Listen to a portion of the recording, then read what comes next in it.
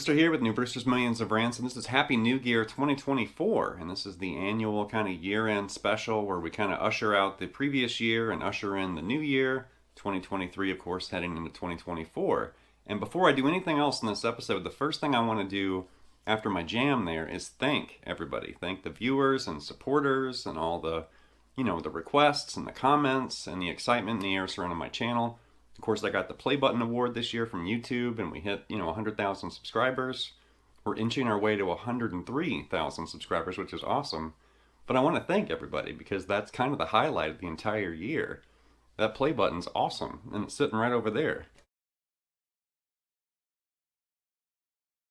So as far as my happy new gear, 2023 was kind of a slow gear year for me. I didn't really pick up, I didn't get a new guitar or anything like that. But I did pick up some things behind the scenes, and I'm going to share some of those things in this episode. And one thing I did just recently get, like last week, is this new camera. I've got a GoPro Black 11 now with the media mod and also a Rode Video Mic Pro 2 or whatever microphone.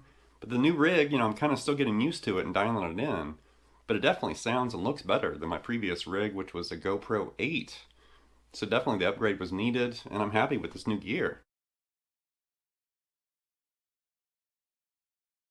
So this is one of my behind the scenes purchases. This is a gig bag for my Tele, which I picked up my Telecaster at the end of last year. And not to diss Fender's gig bags that they currently use, but the gig bag that was shipped with my guitar was awful. It was really thin and not very protective.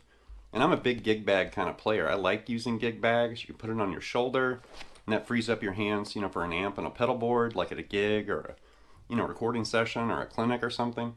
And definitely these mono cases are awesome. I have a sleeve for my Strat, and now I have this for my Tele. And my favorite thing is the headlock right there. Like where it cradles your guitar neck and kind of, protects your guitar and kind of keeps it, kind of locked in the bag. And it's super heavy duty and thick. I mean, it feels like Kevlar on the outside. I love mono cases. They're the best. Another new piece of gear in my studio is the MXR Clone Looper, and I've posted that here on YouTube and also on Facebook, and I've had that for a while. I've definitely kind of, given a shout out when I'm using it.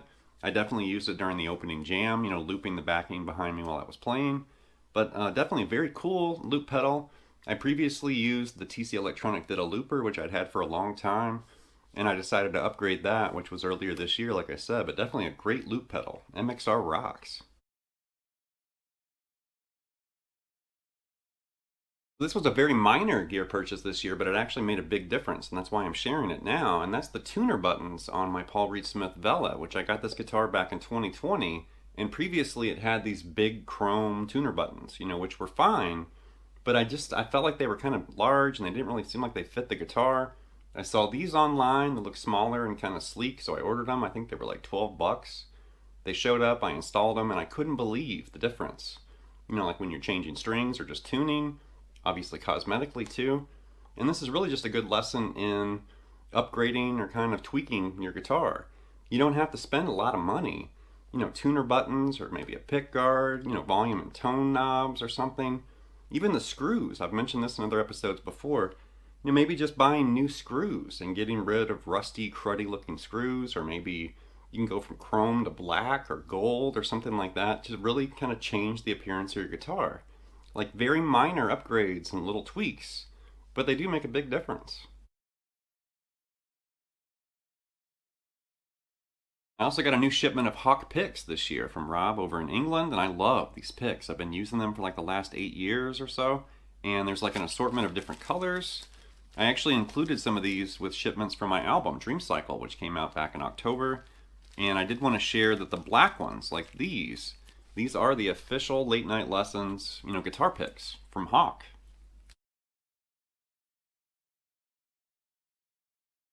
And last but not least, I want to talk about the Late Night Lessons rig that I use here on camera, for these videos and lessons. And, I have a lot of new subscribers and new viewers, and I've seen a lot of people asking, like, what amp are you using? Or what is that in the rack? Or what's on your pedal board? Or, lots of questions about gear.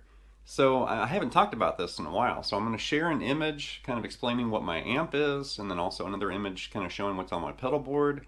And I do have something I'm going to create in 2024, kind of an amp special, I guess. And I'll get into that when we get there.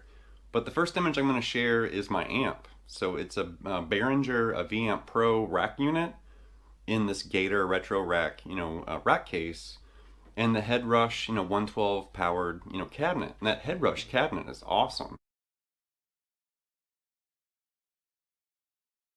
And then as far as my pedal board, I can definitely say like 99% of the time, the image I'm getting ready to share is what's on my pedal board. And then when you watch one of my videos and I have like an image at the beginning with a different pedal, maybe it's the fuzz pedal or a wah pedal or the phase 95 or something, I always try to give you a heads up like at the beginning if I've included or changed something on my pedal board.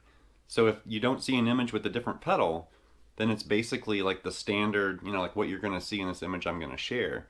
And in other videos, when I flash, wah pedal, fuzz pedal, or whatever, I'm just giving you a heads up that I'm adding something to this.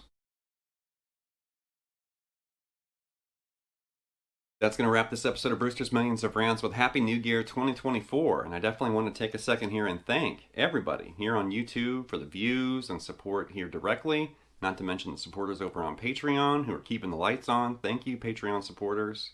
And also the Facebook supporters too. The comments and likes and shares over on Facebook. Honestly, I couldn't do any of this without you. And when I started this channel, I had a mental goal of hitting 100,000 and getting the Play Button Award. But back when I started, that seemed so far away. And I honestly didn't know if I would ever get to that number. But then earlier this year, as I noticed we were kind of inching closer and closer, I thought, wow, am I going to hit it before the end of the year? Then it was, am I going to hit it before Christmas? And I believe it actually happened like right after Thanksgiving.